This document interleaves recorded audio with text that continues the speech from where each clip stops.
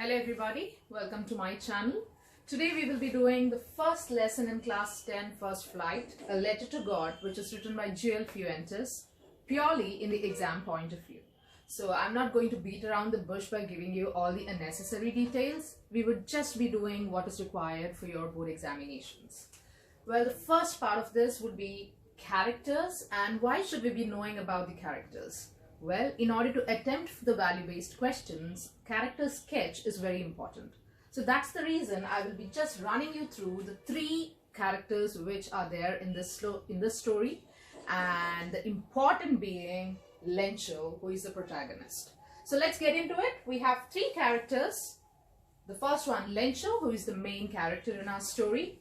The postmaster, who plays obviously a very vital role in the story, and the post office employees, who play a very small part but still play a very, very important role.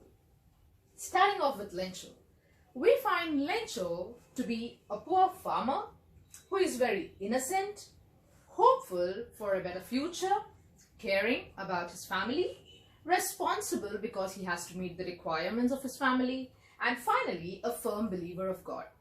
As we run through the lesson in the next part of this, we would be understanding the following character traits. Moving on to the postmaster. Well, the postmaster, I had to mention he is fat because yes, that is one character described about him in the text. And yes, whenever we have to mention or write the character sketches, it is important for us to describe their physical personality. That's the reason I brought in the character trait fat. Okay, amiable. For students who really do not know the meaning of amiable, I would like to tell you all, amiable is somebody who is friendly. Another word for amiable is amicable too. So yes, I'm calling this postmaster as amiable, and yes, he is kind and helpful. As we run through the text only do we understand why am I calling the postmaster kind and helpful. Moving to the post office employees, I really do not think the board might ask you the character sketch of post office employees, but yes, to understand the lesson we should definitely know what is the role these post office employees are going to play. So yes, these post office employees are also kind, helpful and respectful. So let's get into the text and see how these post office employees have been respectful to their postmaster and how postmaster is going to play a vital and an important role in Lencho's life. Now we will be doing the story path, which is very important because this helps us to frame and make our answers better. I just have given you titles for the important events that happen in the story. So I suggest you take a screenshot or you can just jot down the key features in your book. So if you can look at this, it starts with Lencho hopes for a good harvest. As I already mentioned to you that Lencho is a poor farmer, we look here that Lencho is looking at his crop to get harvested soon. So his field out there is full of ripe corn and he's just waiting for good sprinkles of shower to fall so that he can harvest his crop, earn money and save his family. So yes, he's hoping for a good harvest. Each one of us do hope, and that's what takes our life ahead, right? Yes, so we see Lencho here waiting for good rain, which in turn gives him good harvest, which in turn helps him earn money, and that in turn helps him save or serve his family from starving. Secondly, we find this Lencho's hope turning into despair. Yes, life is not a bed of roses, right? That's what happens here. He's so happy to look at a good rain in the morning, but by the afternoon, the same rain turned out to be a hailstorm, which surely is going to destroy his crop.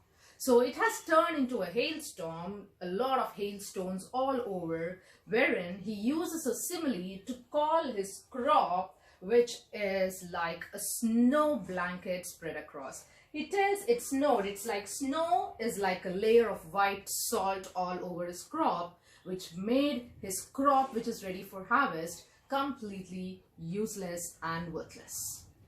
So his thoughts and dreams are devastated right now. Till now he has been dreaming of a very good life. He thought the money he would be earning by selling his harvest would be more than enough to have a sumptuous lunch and save his family from starvation. But now what's going to do?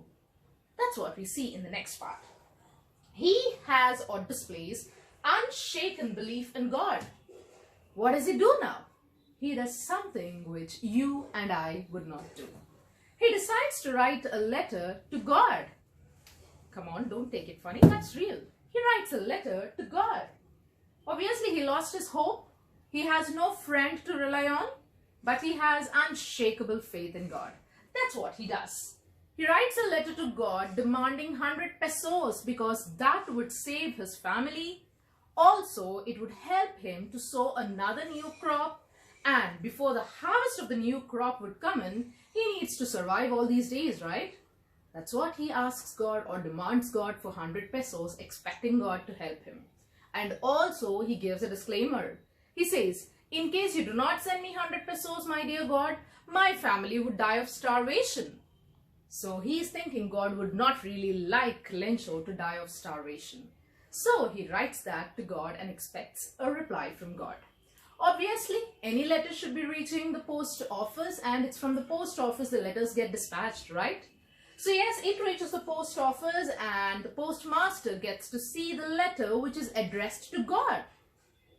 At the sight of this, he was shocked and taken aback and had a hearty laugh at Lencho writing a letter to God. But something struck him. At that moment, he thought, this unshaken belief of God in Lencho should not be shaken.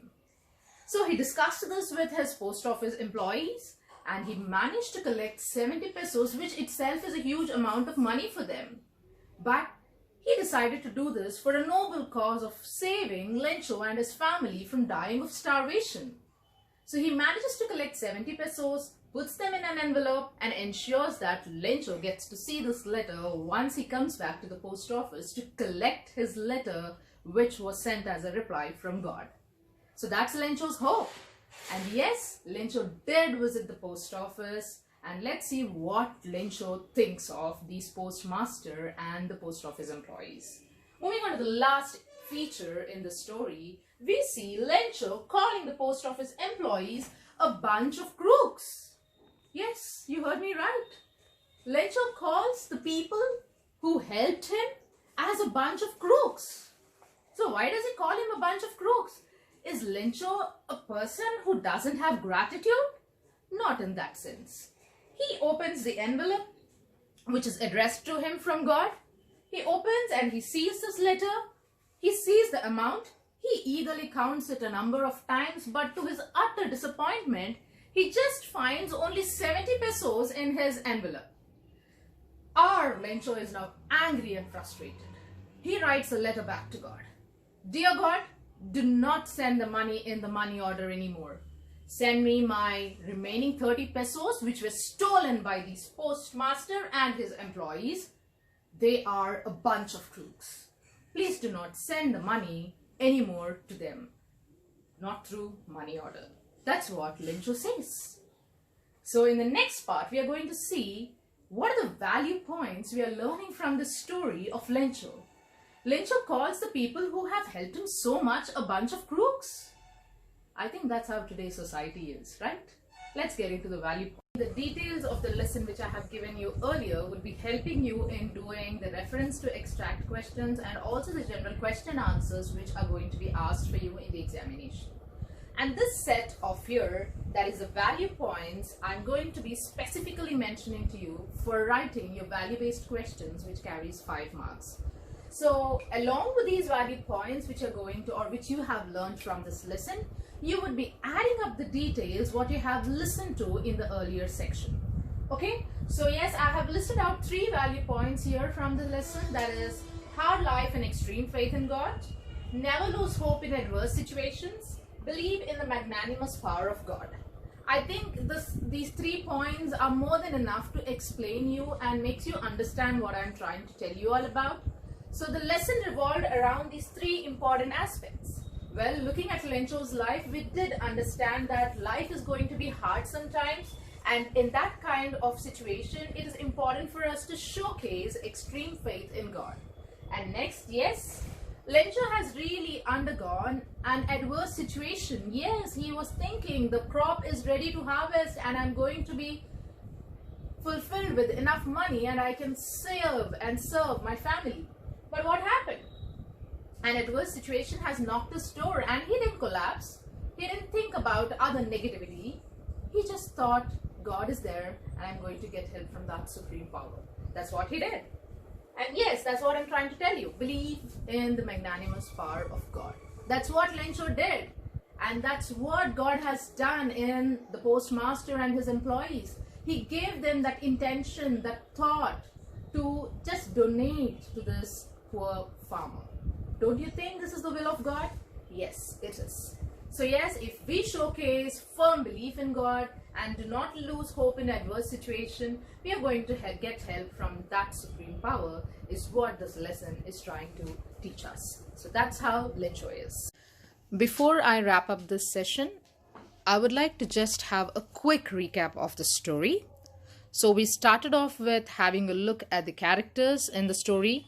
The main character being Lencho, who is a poor farmer who lived on the peak of a low hill. I also mentioned him to be an innocent, caring, responsible, and a hopeful person.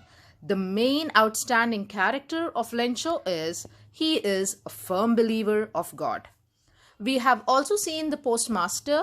I had mentioned him to be a fat person in personality. I also called him to be a kind and an amiable person. Then we have seen the post office employees who are very kind and helpful. We do know how they have been kind and helpful. Then we have seen the story path. It all started off with Lencho, who dreams or hopes for a good harvest, and just after that we got to see his hope turning into despair. The whole crop, which is ready to be harvested, is completely destroyed due to the hailstones. Then we have seen Lencho exhibiting extreme belief in the power of God. We have seen him writing a letter to the God. In this letter, he writes a letter asking God for 100 pesos to sow a new crop, and also while that comes to the harvest, he wanted to take care of the family. Then we have seen Lencho also mentioning if God would not send 100 pesos, he and his family would die of starvation. Well, later we find him expecting a reply from the God and collects his envelope from the post office, where to his utter surprise and disappointment finds only 70 pesos.